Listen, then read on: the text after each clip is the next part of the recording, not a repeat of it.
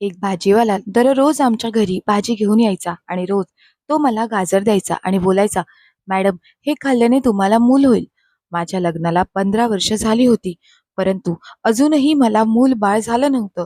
कारण की माझा नवरा नामर्द होता, असं लोकांचं म्हणणं होतं.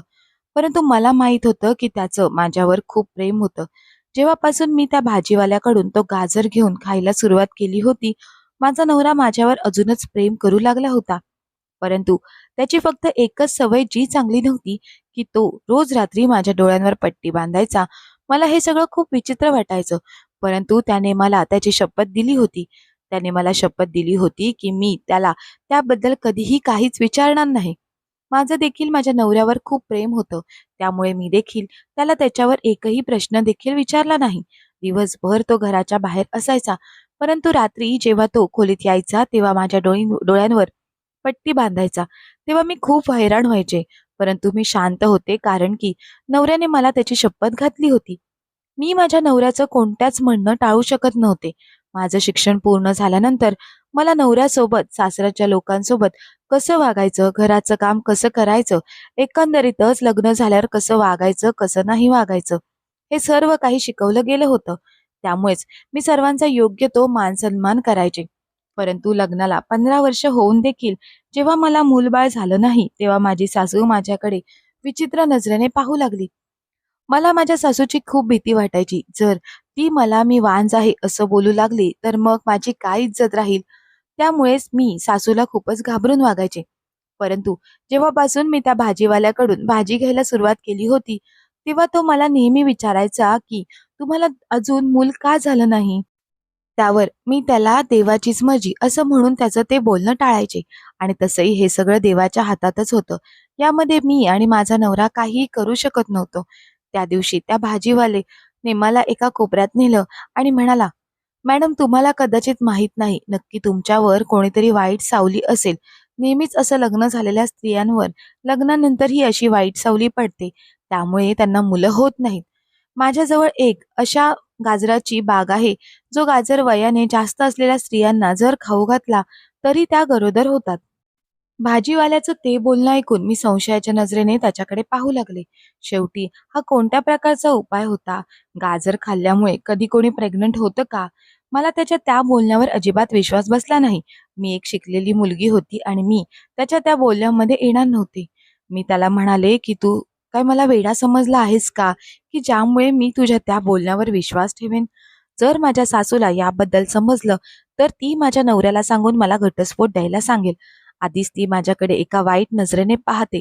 जसं काय मुलाला जन्माला घातलं हे सगळं माझ्या हातातच आहे. नको बाबा हे सगळं, मी अजिबात करणार नाही." मी त्याच्या तोंडावर त्याला सरळ-सरळ नकार दिला. परंतु मी नकार दिल्यानंतर देखील तो मला म्हणाला, "अहो मॅडम, तुम्ही का घाबरताय? आणि तुम्हाला माहीत आहे का, तुमची सासू तुमच्याकडे अशा नजरेने का पाहते? कारण की त्यांना एक नातू पाहिजे. जर तुम्ही प्रेग्नंट झालात, तर ती पूर्ण दिवस तुमचे गुणगात गात राहील आणि तुमचे खूप लाड करेल. आणि महत्त्वाची गोष्ट म्हणजे तुमच्या सासूला हे सर्व सांगण्याची काहीच गरज नाही. मी त्यांना सांगणार नाही, तुम्ही सांगणार नाही, मग त्यांना कसं समजणार? तुम्ही उगाचच का विचार करताय? तुम्ही एकदा हा उपाय करून बघा." त्या भाजीवाल्याने माझ्या मनात एक प्रकारे मुलासाठी हाव निर्माण केली होती आणि मी देखील त्याच्याकडे विचार करण्यासाठी थोडा वेळ मागितला. मी त्याला म्हणाले, की "मला आज पूर्ण दिवस विचार करण्यासाठी वेळ दे." असं बोलून मी माझ्या खोलीकडे आले. तेव्हा मी विचार करण्यासाठी वेळ मागितला, तेव्हा असं वाटलं जणू काय तो भाजीवाला खूपच बेचैन झाला आहे. त्याचे फक्त इतकेच म्हणणे होते, की "तुम्ही फक्त हो बोला." परंतु माझ्या हो बोलण्यामध्ये नक्की त्याचा काय हेतू होता हे मला समजत नव्हते. फक्त मूल होण्यासाठी मला गाजर तर खायचा होता. जिथे मी इतके सारे उपाय केले होते, तिथे अजून एक उपाय केला तर काय हरकत होती?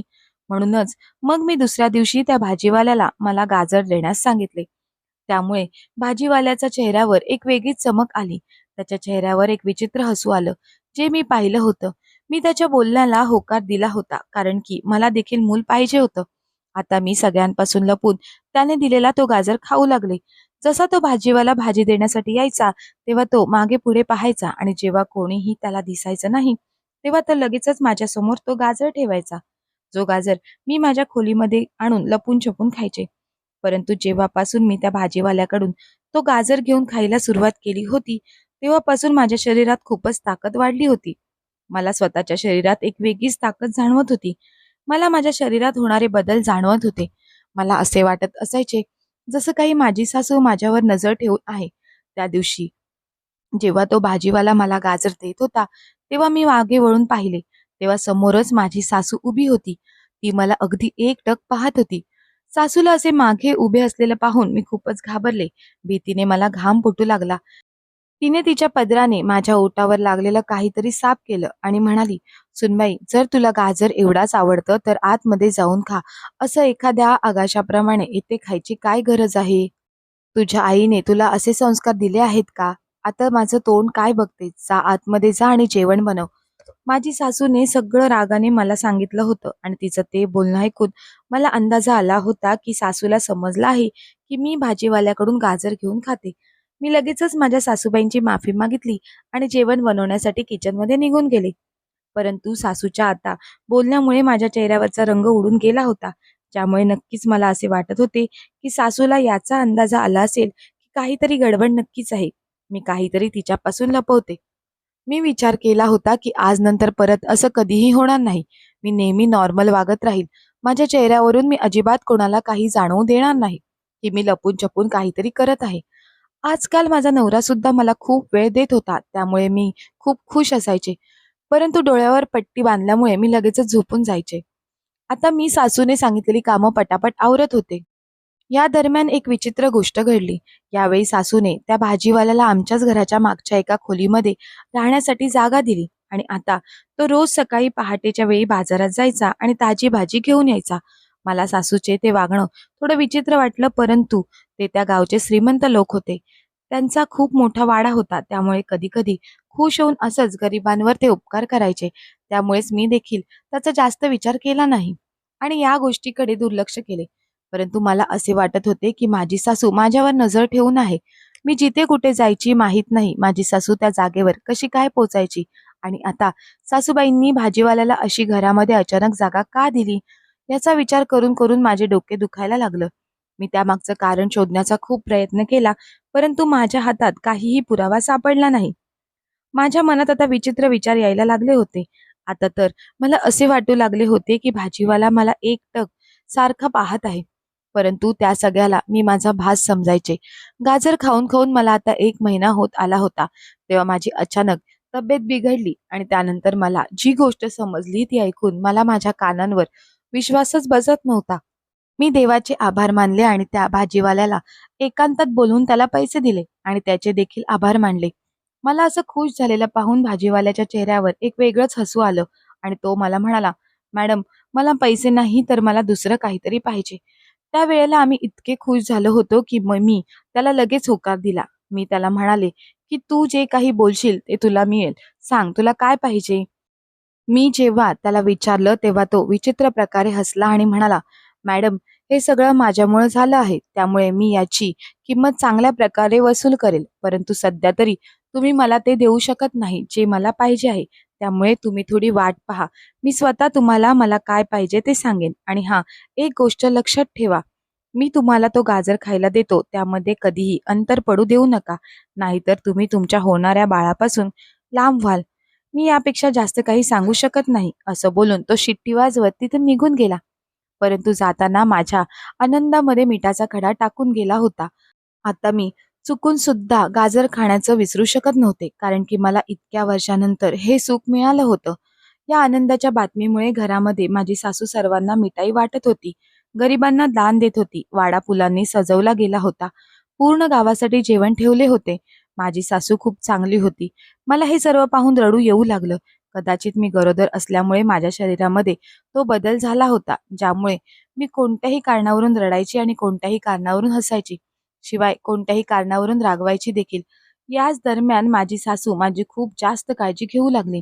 माझ्यासाठी एका मोलकरणीचा बंदोबस्त करण्यात आला. अचानक तिची माझ्याबद्दलची काळजी खूपच वाढली होती. त्या भाजीवाल्याने बरोबर सांगितलं होतं की मी गरोदर आहे हे ऐकल्यानंतर सर्व काही ठीक होईल आणि मग त्यानंतर सगळं छान होईल. आता मला रोजच्या रोज गाजर खायला लागायचा, परंतु त्यावेळेला भाजीवाला काही ना काही अट मध्ये ठेवायचा. एक दिवशी त्याने तर मला 1 तास त्याचे पाय दाबायला सांगितले. मी हे सगळं करताना खूप काळजीत असायची, की जर माझ्या सासूला किंवा माझ्या नवऱ्याला याबद्दल समजलं तर माझी किती बदनामी होईल. सगळ्या लोकांच्या मनामध्ये माझ्याबद्दल वाईट-साईट विचार येतील. सगळ्या लोकांच्या मनामध्ये असाच विचार येईल, की माझं मूल अनैतिक संबंधातून जन्माला येणार आहे आणि मला हे सर्व अजिबात घडू द्यायचं नव्हतं. मी विचार केला होता, की मला आता काही ना काही करावं लागेल. नाहीतर मी खूप वाईट पद्धतीने अडकले जाईल. मी ठरवलं, की आता मी गाजर खाणारच नाही आणि जर मी गाजर खाल्लाच नाही, तर तो भाजीवाला माझ्यापुढे अट कशी ठेवणार? दुसऱ्या दिवशी मी माझा विचार पक्का केला आणि तो गाजर खाण्यासाठी नकार दिला.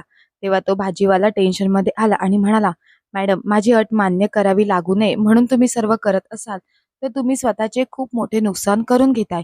मी तुम्हाला आता फक्त जेवण बनवायला सांगितलं आहे, परंतु जर संध्याकाळी तुम्ही स्वतः माझ्याकडे गाजर मागण्यासाठी आलात, तर तुम्हाला फक्त माझ्यासाठी जेवण बनवायला लागणार नाही, तर तुम्हाला तुमच्या हाताने मला जेवण भरवायला देखील लागेल. त्यामुळे विचार करा."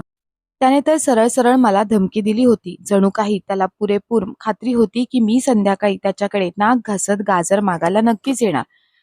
"तुला तुझी स्वतःची, तुझ्या अटींची जरा देखील लाज वाटत नाही का? माझं लग्न झालं आहे आणि आता तर मी गरोदर आहे." मी रागातच म्हणाली. तर तो म्हणाला, "गरोदर आहात ना, मग काय झालं? तुम्ही गरोदर माझ्यामुळे झाला आहात आणि जर त्यासाठी मी थोडं काही वसूल करत असेल, त्याचा जर मी काही मोबदला घेत असेल, तर यामध्ये हरकत काय आहे? मी तुम्हाला माझ्यासोबत रात्री झोपायला तर सांगितलं नाही ना?" त्यावर मी रागाने त्याला म्हणाले, "तुला जे करायचंय ते कर. मी गाजर खाणार नाही." मी रागाने असे म्हणाले आणि माझ्या खोलीमध्ये निघून आले. 1 तासानंतर मला माझ्या पोटामध्ये खूपच वेदना जाणवू लागल्या. सासूबाईंनी सुईणबाईला बोलवलं, परंतु माझ्या वेदना काही कमी होतच नव्हत्या. त्यानंतर तो भाजीवाला मला पुन्हा एकदा खिडकीमध्ये उभा असलेला दिसला. त्यामुळे मी सगळ्यांना खोलीच्या बाहेर पाठवलं आणि मग त्या भाजीवाल्याने लगेचच मला गाजर आणून दिला. त्याला खाल्ल्यानंतर 10 मिनिटातच मी अगदी ठीक झाले. आता मी आधीपेक्षा खूप जास्त व्यवस्थित होते. मी औषध देखील खाल्ले होते. त्यानंतर मला खरोखरच त्याच्यासाठी जेवण बनवायला लागलं आणि सोबतच माझ्या हाताने त्याला जेवण भरवायला देखील लागलं. सासू मला जेवण बनवून देत नव्हती, परंतु मी तिला म्हणाले, की "मी आता ठीक आहे." मी खूप मुश्किलीने उठले आणि जेवण बनवलं आणि मग त्या भाजीवाल्याचे कपडे धुतले आणि मग माझ्या कामवालीला त्या कपड्यांना इस्त्री करायला सांगितली आणि मग स्वतः ते कपडे द्यायला गेले आणि मग हे असं नेहमीच चालू झालं. माझा 8वा महिना सुरू झाला होता. सर्वजण येणाऱ्या बाळासाठी शॉपिंग करत होते आणि मी देखील खूप खुश होते. एकदा का हे बाळ जन्माला आले, की मी मग त्या भाजीवाल्याचे असे हाल करेन, की त्याला ते पूर्ण आयुष्यभर लक्षात राहतील. आणि तसेही मागचे काही दिवस माझ्यासाठी खूपच कठीण गेले होते. मला माझ्या नवऱ्याचं काम करण्याऐवजी त्या भाजीवाल्याची सर्व कामे करावी लागत होती आणि ते देखील लपून-छपून. मी फक्त एवढीच प्रार्थना करत होते, माझं मूल व्यवस्थित या जगामध्ये येऊ देत. परंतु त्याच वेळी एक विचित्र प्रसंग घडला. माझ्या पायांना सूज येऊ लागली. मी अंगणात बसून माझ्या मोलकरणीकडून माझ्या पायांची मालिश करून घेत होती, की इतक्यातच बाहेरून भांडणांचा आवाज ऐकू येऊ लागला. मी माझ्या मोलकरणीला बाजूला केलं आणि स्वतः जाऊन बाहेर पाहू लागले. तिथे तो भाजीवाला माझ्या सासूसोबत भांडत होता. मी हैराण होऊन सासूकडे आणि भाजीवाल्याकडे पाहिलं. तेव्हा सासूने त्या भाजीवाल्याला जाण्याचा इशारा केला. परंतु तो त्याच्या जागेवरून अजिबात हलला नाही. तो तेथेच उभा होता. मला त्याच्या त्या प्रत्येक कृत्यावर खूप राग येत होता. कारण की तो माझ्याशिवाय माझ्या घरातल्या इतर लोकांवर देखील खूप हुकूम चालवायला लागला होता. शेवटी यामागे नक्की काय कारण होते? त्याला काय सिद्ध करायचे होते? आणि मग त्यानंतर तो माझ्याजवळ येऊन म्हणाला, "हे मूल जे तू घेऊन फिरत आहेस ते माझं मूल आहे." त्याचं ते बोलणे ऐकून माझ्या पायाखालची जमीन सरकून गेली. भीतीने माझे शरीर थरथरू लागले. तो हे सगळं काय बोलत होता, की माझ्या होणाऱ्या मुलाचा तो बाप आहे? हे कसं शक्य आहे? आता हे तो नवीन काय नाटक करत होता, की फक्त मला धमकी देऊन माझी बदनामी करण्याचा प्रयत्न करत होता? सासूने रागात येऊन एक जोरात कानाखाली लगावली आणि मग त्याला दुसरीकडे नेऊन स्वतःच्या खोलीत गेली आणि खोलीतून पेपरात गुंडाळून काहीतरी घेऊन बाहेर आली आणि ते त्याच्या हातात दिले. जितके मला समजत होते कदाचित ते पैसेच होते. सासूने त्याला पैसे दिले याचा अर्थ तो भाजीवाला खरं बोलत होता का? त्यामुळे सासूने त्याचे तोंड बंद करण्यासाठी त्याला ते पैसे दिले होते का? खरंच हे मूल माझ्या नवऱ्याचे नसून त्या भाजीवाल्याचे होते का? आणि जर हे सगळं खरं होतं तर माझ्या सासूने जाणून-बुजून हे सर्व काही घडून आणलं होतं का? परंतु ती असं का करेल? स्वतःच्याच मुलाच्या बायकोसोबत ती असं का करेल? आणि या सर्वांपेक्षाही एक मोठी गोष्ट ही होती, की माझ्या नवऱ्याला त्याच्या आईचे सर्व सत्य माहीत होते का? तो देखील या सर्व गोष्टींमध्ये सामील होता का? परंतु एखादा नवरा कसा एखाद्या परपुरुषाला स्वतःच्या बायकोच्या जवळ जाऊन देईल? मी त्याची बायको होते आणि माझा वापर दुसरा कोणी करेल हे त्याला कसं काय सहन होईल? हे तो कसं काय सहन करू शकेल? या सगळ्याचा विचार करून माझी तब्येत खराब होऊ लागली. दुसऱ्या दिवशी मला खूप ताप भरला. सर्व लोक इकडून-तिकडून माझ्यासाठी धावत होते. माझा नवरा तर इतका टेन्शनमध्ये होता. त्याला पाहून मी अंदाजा लावला होता, की त्याला त्याच्या आईच्या कृत्याबद्दल काहीच माहिती नाही. आणि आता हे देखील अगदी ठामपणे जाणून घ्यायचे होते, की होणारं मूल हे खरंच त्या भाजीवाल्याचं होतं, की माझ्या नवऱ्याचं? कारण की मला तर असा कोणताच प्रसंग आठवत नव्हता, की ज्यामुळे मी असं बोलू शकेन, की ते मूल त्या भाजीवाल्याचं आहे. रोज रात्री माझा नवराच माझ्यासोबत असायचा. मला माझ्या नवऱ्याला सरळ-सरळ सगळं स्पष्ट विचारून स्वतःचीच लाज घालवायची नव्हती. मी विचार केला होता, की मी अशा प्रकारे प्लॅन बनवेल त्यामुळे खरं काय आहे ते मला समजेल. सोबतच माझ्या नवऱ्याला देखील वाईट वाटणार नाही. मी बाळाला जन्म दिल्यानंतर लपून-छपून त्याची DNA टेस्ट करण्याबद्दल विचार केला. कारण की असं करणं गरजेचं नाही, की आपण जो विचार करतो तसंच होतं आणि माझ्यासोबत तर यापेक्षा खूप वाईट होणार होतं. एक असं सत्य माझ्यासमोर येणार होतं, ज्याबद्दल मी कधीही स्वप्नात देखील विचार केला नव्हता. त्यानंतर थोड्या दिवसानंतर सगळं काही व्यवस्थित झालं. परंतु त्या दिवशी माझी सासू घरात हजर नव्हती. मला कोणीही घरामध्ये नोकर देखील दिसत नव्हते आणि माझा नवरा तर रात्रीच यायचा. मी खोलीतच गेले होते, की इतक्यातच माझ्या खोलीमध्ये कोणीतरी आलं. मी त्याचा चेहरा पाहण्याआधीच त्याने माझ्या तोंडावर रुमाल ठेवला आणि मला बेशुद्ध केलं. त्यानंतर मला माहीत नाही मी किती वेळ बेशुद्ध होते. जेव्हा माझे डोळे उघडले, तेव्हा मी खूप छान अशा खोलीमध्ये होते. मी घाबरून दरवाजा उघडण्याचा प्रयत्न केला, परंतु माझा तो प्रयत्न अयशस्वी ठरला. मी अंथरुणावर बसून रडू लागले. मग मला माहिती होतं, की हे सगळं त्या भाजीवाल्याचंच काम आहे. कदाचित माझी सासू देखील या सर्व कटामध्ये सामील होते. मला माहीत नव्हतं, की ते दोघं मिळून नक्की काय करत होते. त्यांना माझ्याकडून काय पाहिजे होतं. पहिले तर त्या भाजीवाल्याने मला नक्की काय खाऊ घातलं, त्यामुळे मी प्रेग्नंट झाले आणि मग त्यानंतर तो मला ब्लॅकमेल करत होता आणि मग माझी सासू त्या भाजीवाल्याचं बोलणं ऐकून त्याला खूप सारे पैसे देत होती. सोबतच माझी काळजी देखील घ्यायची. हे सर्व काही माझ्या विचार करण्याच्या पलीकडचं होतं आणि आता मला असं अचानक किडनॅप केलं जाणार हे सर्व काही खूप विचित्र होतं. जर कोणाला मी अशी गायब झाली आहे हे समजलं तर सर्वजण मला पळून गेली किंवा मी एक चरित्रहीन स्त्री आहे असं समजतील. विचार करून करून मी खूप जास्त रडू लागली आणि मग अचानक दरवाजा उघडला गेला आणि माझ्या संशयाप्रमाणे तो भाजीवालाच होता. त्याला पाहताच मी त्याच्यासमोर हात जोडले. मी त्याला म्हणाले, की "मला जाऊ दे. मी तुझं काय वाईट केलं आहे? का तू मला सर्वांच्या नजरेत खाली पाडण्याचा प्रयत्न करतोस? मी कोणाला काही सांगणार नाही." मी त्याच्याकडे विनवणी करत होती, परंतु तो शांत बसला होता. फक्त माझ्याकडे एकटक पाहत होता. मी त्याला म्हणाले, "हे बघ, तू सांगशील तितके पैसे मी द्यायला तयार आहे, परंतु माझ्यासोबत असं काही वाईट साईट करू नकोस. माझ्यावर कोणताही धब्बा लावू नकोस. जर मी घरी गेले नाही तर सर्वांना मी चरित्रहीन आहे असंच वाटेल. मी तुझ्या पुढे हात जोडते, मला सोडून दे. मी तुझे सर्व काही ऐकून मी तुझी सगळी कामं करेन, परंतु मला जाऊ दे." यावेळेला त्यांनी माझे बोलणे अगदी व्यवस्थित ऐकून तो हसू लागला आणि मग म्हणाला, "हे तर सगळं तुझ्यासमोर सत्य आल्यानंतर तू स्वतःच्या मर्जीने करशीलच. त्यामुळे त्याची मला काहीच काळजी नाही. परंतु आता मी तुला जे सत्य सांगणार आहे, त्याला अगदी व्यवस्थित ऐक. कारण की मी तुला फक्त ऐकवणार नाही तर त्याचे पुरावे देखील दाखवणार आहे. सर्व सत्य सांगितल्यानंतर मी स्वतः तुला तुझ्या घरी सोडून येईल. परंतु त्यानंतर तुला स्वतःलाच तुझ्या घरी जाण्याची इच्छा देखील राहणार नाही." असं बोलून तो भाजीवाला पुढे म्हणाला, "माझा संबंध त्याच गावाशी आहे जिथे तुझं लग्न झालं होतं आणि ही सगळी लग्नाच्या आधीची गोष्ट आहे. माझा बाप दारू प्यायचा, त्यामुळेच तो त्याच्या मुलीला जुगारामध्ये हारला होता आणि जेव्हा ते लोक त्या मुलीला घ्यायला आले, तेव्हा मी माझ्या बहिणीला वाचवण्यासाठी माझ्या बापाला त्यांच्या हवाली केलं आणि म्हणालो, 'पाहिजे असेल तर तुम्ही याला मारून टाका, परंतु माझ्या बहिणीला सोडा.' परंतु ती 4 मुलं माझे काहीच ऐकून घेण्याच्या मनस्थितीत नव्हती. शेवटी मी त्यांच्या डोक्यामध्ये काठीने मारलं आणि माझ्या बहिणीला या वाड्यामध्ये घेऊन आलो, जिथे माझी शालिनी मावशी होती. मी तिच्यापुढे मदतीची भीक मागितली, तेव्हा तिने माझ्यापुढे एक अट ठेवली. मी तिची अट न ऐकताच तिची अट मान्य केली. तिने त्या मुलांना जेलमध्ये पाठवलं. माझ्या वडिलांना दारू न मिळाल्यामुळे त्यांनी रागात येऊन आत्महत्या केली. त्यानंतर मी लगेचच माझ्या बहिणीचे लग्न लावून दिले. परंतु शालिनी मावशीची ती अट ऐकून मी हैराण झालो. ती जसं सांगायची मी तसंच करत गेलो. तिचा मुलगा नामर्द होता. याच्या आधी त्याचे 2 घटस्फोट झाले होते. यावेळी तिने मला लग्न करायला सांगितले. परंतु जगाच्या समोर लग्न अनुच्च झाले होते. जो तिचा मुलगा होता. परंतु खरं तर लग्न तुझं आणि माझं झालं होतं. माझं देखील नाव अनुज आहे. तिने मला सांगितलं होतं की लगेचच मूल जन्माला घालू नकोस, तर थोड्या वेळानंतर मूल जन्माला घाल. यामुळे तू तिच्या मुठीत राहशील आणि नेहमीच तिला घाबरून राहशील. अनुज तुझ्या डोळ्यावर पट्टी बांधायचा तेव्हा मी खोलीमध्ये यायचो आणि तो तिथून निघून जायचा. तो फक्त एक चांगला नवरा आहे असं दाखवण्याचा प्रयत्न करायचा. शालिनी मावशी तुझ्या जेवणामध्ये असे औषध मिक्स करायची ज्यामुळे तुला ताकद यायची, परंतु तू गरोदर राहू शकत नव्हतीस. परंतु जेव्हा तिने मला सांगितलं की आता तिला नातू पाहिजे, तेव्हा मी त्या गाजरामध्ये तू लवकर गरोदर व्हावी यासाठी औषध फवारायचो. त्यामुळे तू आता प्रेग्नंट होणार होतीस.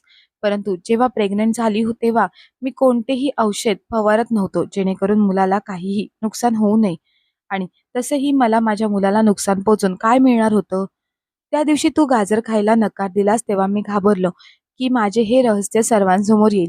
त्यामुळे त्यावेळी मी तुला असं काहीही बोललो, परंतु जेव्हा तुला त्रास झाला तेव्हा मला समजलं की सुरुवातीला तर हे असं होतच असतं आणि जेव्हा तू माझ्यासाठी काम करायचीस तेव्हा मला खूप बरं वाटायचं.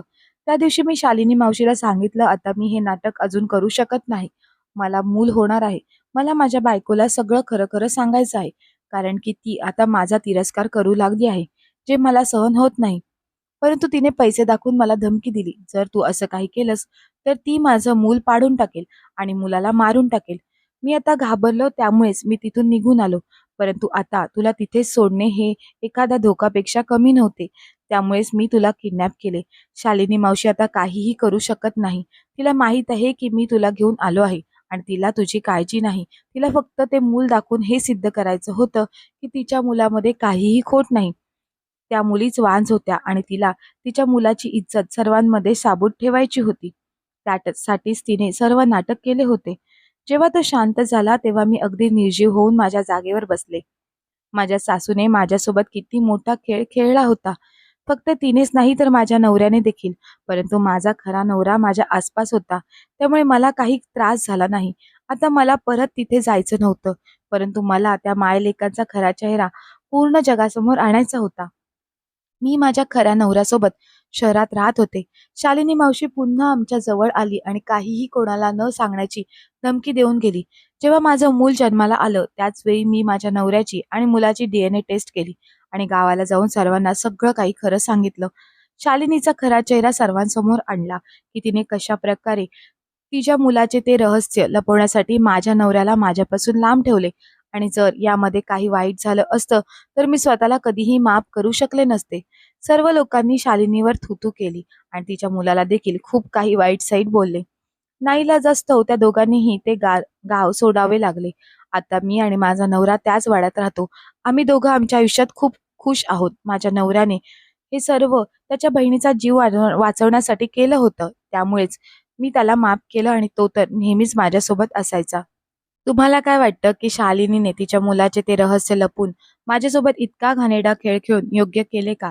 माझ्या नवऱ्याने भाजीवाला बनून स्वतःच्या बहिणीला वाचवण्यासाठी माझ्यासोबत जे केले ते योग्य केले का?